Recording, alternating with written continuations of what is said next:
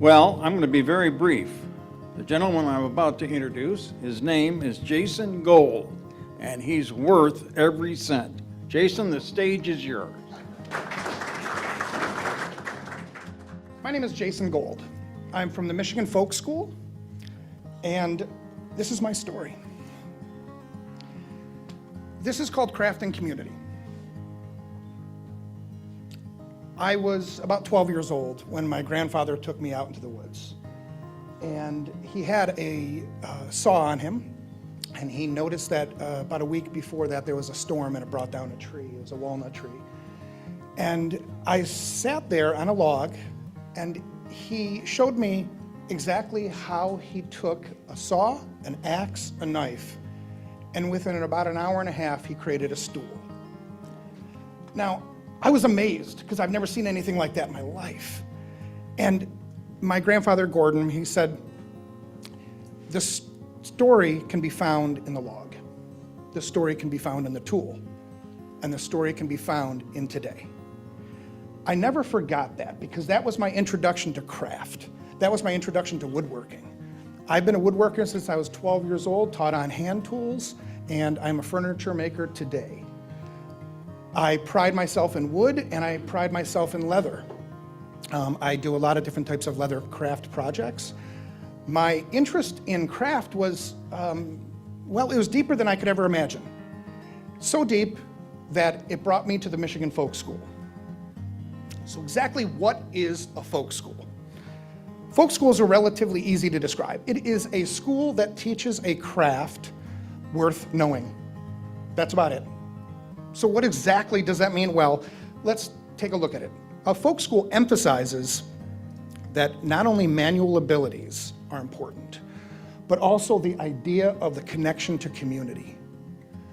Now, folk schools came about in the mid-1800s in Northern Europe. There was, during the Industrial Revolution, there was a worry, there was a fear that the people's knowledge would disappear. And so there was a group of people that started this idea of the Folkenschule, the way of keeping the knowledge alive from the average folk. Today, we have over 150 folk schools in this country alone. Folk schools focus on the sake of learning for learning's sake. There's no exams, there's no tests, there's no competition. Folk schools emphasize that the individual is seen as part of the community, connected to a time, connected to a place. We pride ourselves on all different sorts of craft from all different walks of life and all different cultures across the United States and across the globe. Classes are held in intentionally small atmospheres. We never go above 12 people, and 12 people actually is a lot. Most of the time we're going to see 6, 8 people that we're going to work with at a time. And of course, the maximum or the goal is personal development within a societal structure. Each student is educationally challenged, yet free to learn in their own way. Now, these are the tenets of a folk school, almost any folk school around the country. And as I said, there's about 150 folk schools in the country today, and that is up from 2019 when there was only 125. So they're growing, and people are flocking to the idea of a folk craft for the sake of craft. We do everything from natural beekeeping to cheese making, even wild crafting, wine making and beer brewing, basketry, fermentation. All of these are different types of crafts that have popped up over the course of our existence. And when I say existence, we started in 2012. And we started because of chickens. My family and I lived in Ann Arbor, and we had some backyard chickens. And we moved out into the country in 2010, and we brought our chickens with us, but at that time the chickens were turning about 8 years old, and some of them had a trouble walking at that point, and we realized that this is the type of situation that they're going to live forever. We better do something about this.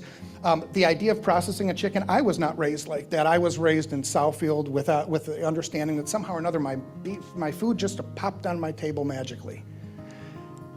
But it was this experience of us hiring an instructor to teach us how to process a chicken. I didn't sleep for 3 days before that. It's something that I was never exposed to before, so how could I? And yet, this was a magical experience. I remember my mother saying to me, okay, you and your wife can do it, that's fine, But not your kids, Jason, not your kids. Well, our kids ended up doing it with us, and they learned so much from that experience that even today they still talk about it. And one of my daughters was so enthusiastic about the experience that she even has taken biology and anatomy as a part of her study. When we had that experience of families coming together to learn, families coming together in a non-competitive environment, in a place that we just wanted to be together, and food security, food independence, that was pretty amazing. That became the Michigan Folk School overnight. We started with 3 instructors. Today, we have 42. We started in 3 different areas of craft. Today, we have 24 areas of craft. Do you have any idea what this plant is?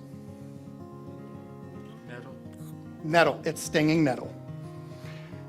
Okay, so I'm a leather worker, as I just said, and one of the things that I do is I'm constantly grabbing small tools, and if anybody has ever worked with small tools for a long period of time, you're gonna feel it in your forearms.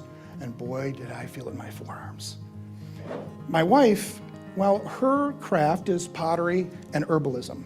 She's very into the idea of being able to wildcraft medicine, to be able to go out into nature and to discover things. And she said, I have just the solution for you. She went out into the garden, she came back in, and she says, okay, I'm gonna give you this, and what I want you to do is I want you to whip your forearm. I said, whip my forearm? I said, just whip your forearm. So I started to do it, and within a period of time, if anybody's ever run into stinging nettle, you will definitely know it, because it stings and it hurts. And it hurt. I said, well, Julia, this is actually worse than the pain that I was experiencing before. She goes, yes, but watch what'll happen. Stinging nettle helps with arthritis. It helps with our large prostate. It cures hay fever. It treats eczema. It treats urinary tract infections, smooths asthma, fights anemia. I mean, the amount of things that this plant can do is quite incredible. And I would have no idea of this prior to any kind of injury. The Michigan Folk School, as I said, started in 2012. That was our first class, but our first unofficial class, as I said, was 2011 when we first began with a chicken processing workshop. In February of 2013, we established a relationship with Washtenaw Community College. Within about a year and a half of working with Washtenaw Community College, we had over 50 classes per semester that was offered through the college. December of 2015, we initiated a proper campus search. See, we knew that in order to be able to truly have a school like we wanted, we needed a place to be able to call home. It really came about because of blacksmithing. Blacksmithing doesn't travel very well. It sits very well, but it doesn't travel, and so we needed to find our own campus for that. At the time, we had a 501c3 nonprofit board, and one of the gentlemen on the board, his name was Tom Freeman, who is sitting with me right now. Tom worked for Washtenaw County Parks and Rec, and Tom introduced me to a woman named Ginny Lycum. Ginny and I sat on a picnic bench in 2016 in May and talked about a place called Stabler Farm. Now, this is a different Stabler than the street that we all turned on to get here. This is a Stabler family from on the other side of the county. And Stabler Farm is approximately 100 acres in Ann Arbor off of Plymouth Road. Plymouth Road bisects the property, so about half is on each side. And Washtenaw bought the property in 2001, correct? Yes. And they gave a lifelong lease to Donald Stabler. He was 91 years old at the time. And they gave him a lifelong lease. And we didn't start conversations again until 2016. Donald lived to 106 and a half. So he got every bit of that lease out of that. And when we had conversations, it was about, what do we want to do here? And so we talked about this concept of a folk school, a place where people come together to do craft intentionally, but also to be able to be together, to discuss things that don't revolve around religion, don't revolve around politics, but truly get to the heart of the human condition. So with Tom, we established ourselves, we actually negotiated the lease, and in 2018, we raised a little over $100,000 to renovate the first building on the Stabler Farm campus. And in January of 2019, we officially opened on Stabler Farm. We knew that we needed to grow from there, so in conjunction with Washtenaw County Parks and Rec, we began construction of a new multi-purpose building, a 6,000 square foot building with classrooms, a learning kitchen, offices, areas for people to gather, kind of the heart of the campus, if you will. And in October of 2022, Washtenaw County, well, now I want to jump back just one more second. In March of 2020, everybody remembers that month, I was teaching a class. It was March 11th, and it was the last day of the class. Now, when I'm done with this speech, if you're interested, over on this table and back, I put a bunch of different student items on that table so you can see the kind of quality that we do at the folk school. But one of those items over there is an apothecary mask. And you know what I'm talking about with the long beak mask that the apothecaries used to wear back in the Black Plague. And that was the class that I finished on March 11th, 2020. 2 days later, we shut down because of COVID. But you know, something happened really interesting during COVID. We had conversations. We got to talk, and the folk school got to talk to Washtenaw County Parks and Recreation, and we started to realize that we have so much in common, and we really want the same goal. For Stabler Farm, we wanted a place of education, a place of research, a place of community, a place to recreate. So that conversation that began in March of 2020 brought us to October of 2022, where the commission on the Washtenaw County Parks and Rec Commission voted to acquire the Michigan Folk School. The month later, the Michigan Folk School Board voted to be acquired. And in January 1st, 2023, we officially became a part of Washtenaw County Parks and Recreation, which we are today. But that doesn't stop the story, because the building that I told you about a little bit earlier, that is called Blackbird Lodge, and that was given to us, officially opened in October of 2023, which means just about a month ago, we opened that building. I have some pictures of here that I want to share with you of the building itself too. This is the land, Stabler Farm. You can see the barns. That is on the north side of the road, and the south side of the road is kind of covered with a bunch of trees, but it is an area of farmhouse, and we are preserving the farmhouse area just as it was back in Donald's day. And we are preserving it with the notion of this is what is possible on a small piece of land, specifically a farmyard area.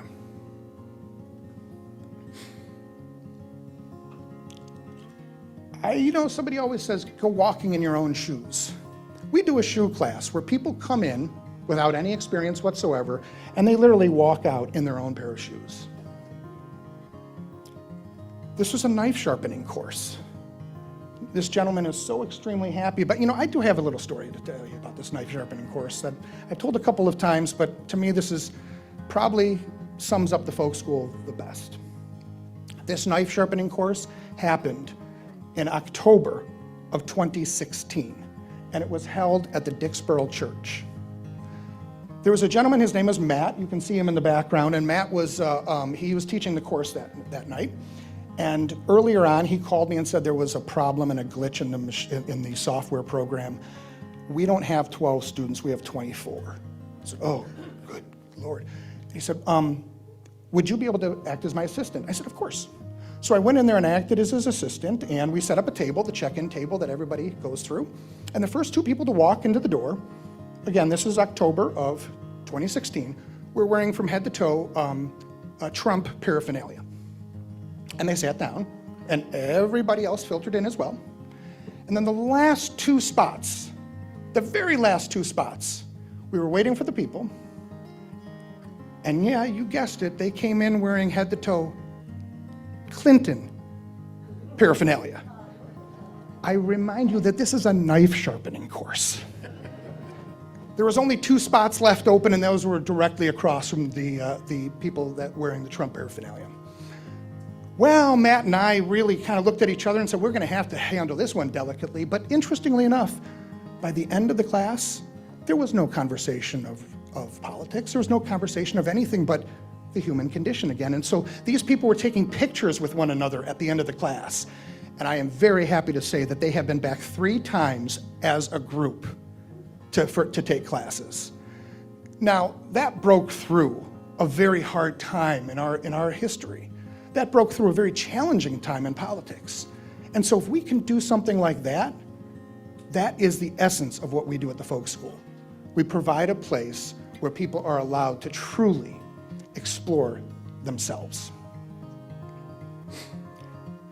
In September of this last year, we had a ribbon cutting, and this is Coy Vaughn, who is the director of Washtenaw County Parks, opening the park, and specifically opening the new building.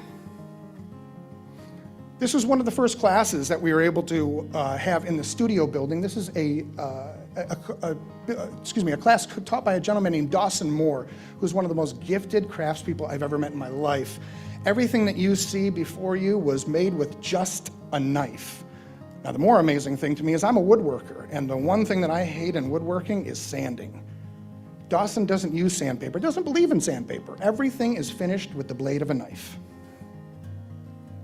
This is the brand new kitchen. And this is my wife behind there. Her name is Julia, and she was teaching cheese making that evening.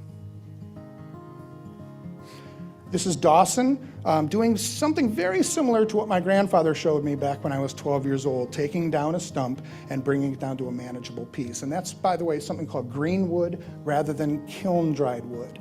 Green wood is something that when you fit them together and it dries, it actually expands and holds a joint like no tomorrow, which is why all timber-framed buildings are made out of green wood. This is a stained glass course that we're doing.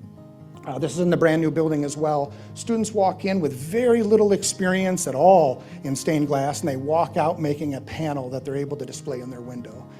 We've had such a great success on this that we actually did have 2 students that wanted to do a larger project and just gave us a image, and I'm sorry I did not bring that image today, but that image is of a stained glass greenhouse that they built together. This is the hallway of the building where we actually even go and start to do some classes there. This is a really interesting class because it is a candle making class. But when we say candle making, we're talking about you start at the beginning, making the wick.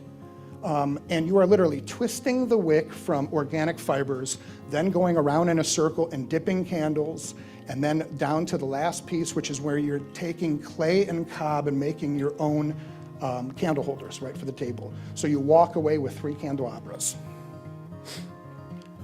The hallway also has been used for lunches. Here is a lunch where we did an all-staff party in order to be able to kind of show what's possible. You see sitting at this one long table, 55 people. Now this is what lunch looks like at the Folk School as well. Every single time that we take a class, everybody in the class goes off to the Blackbird Lodge and has lunch together. It's a way to be able to communicate and to be able to talk about your different crafts. This is a hat making or a millinery course that was just happened last weekend. And it was a very successful course. Again, 8 people in the course. You walk in and you walk out with your own hat. A natural dyeing workshop. This actually starts in the garden, where you start to pick through the different types of plants that have been grown specifically to be able to learn how to dye fabric. A broom making workshop. You start with nothing but broom corn and a dowel, and a couple of hours later, you're literally sweeping your way to the car. Here's an example of a stained glass piece. This is more of an advanced piece, but this piece was done by a person who took 2 beginner courses and was extremely worried that they have no artistic ability. Apparently they do. Here's another shot of the kitchen. You can see that we have television screens above on the right-hand side of this, and those television screens shine down onto the long 24-foot island in order to be able to show exactly what happens and how a dish is created. This class, this ended yesterday, and this was a pierogi class. At the same time, in the other workshops across campus, we had a felting class, which is called wet felting, where students came in and they wet felted onto their own feet a pair of slippers. Back to the pierogi class, because you can never get wrong, never do wrong with food. So Yesterday, all the students made different types of pierogies and were able to take home 24 pierogies each. And again, a little bit wider angle of the class. Close to the finished product. My intention here with the Michigan Folk School is to be able to introduce Washtenaw County and the state of Michigan to different types of craft. We have 3 folk schools in this state. The Michigan Folk School, the Porky's Folk School up in the Porky Mountains, and a place called Tiller's International, which is on the west side of the state. We operate 365 days a year, well, 360 days a year, a couple days off there. But the intention of the Michigan Folk School is just to grow and to just bring more craft and more ideas of craft to the table. So we just released our new schedule of classes, and we have everything on there from brain hide tanning to an intro to fishing, to sailing, of course, a lot of different boot classes and footwear classes. And then we are starting to break into fiber. And so we have purchased from this very place all of our knitting needles that we've ever used for our classes. And matter of fact, this sweater that I'm wearing, this was my Friday purchase. So I am one of those people that purchased on Friday. And this is one of the places that we come to get as many craft items as we possibly can, because we know that craft goes really far and we love to be able to reuse all of this in our classes. When we took possession of the building at Stabler Farm, the Stabler family was extremely generous. They asked me to go into Don's old workshop and to look around and to take any tool that we feel that we could use. We took almost every tool. And that is because they really wanted to be able to preserve not just the tool itself, but the memory of Don. And so today in a class, if you're taking a class, for example, a shaker box course, you will make shaker boxes using Don's old tools. We use no electric tools like that at the folk school. Everything is done by hand.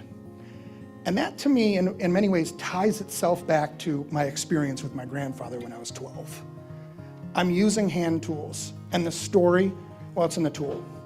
The story, it's in the wood. And the story is what happens at the folk school at that class.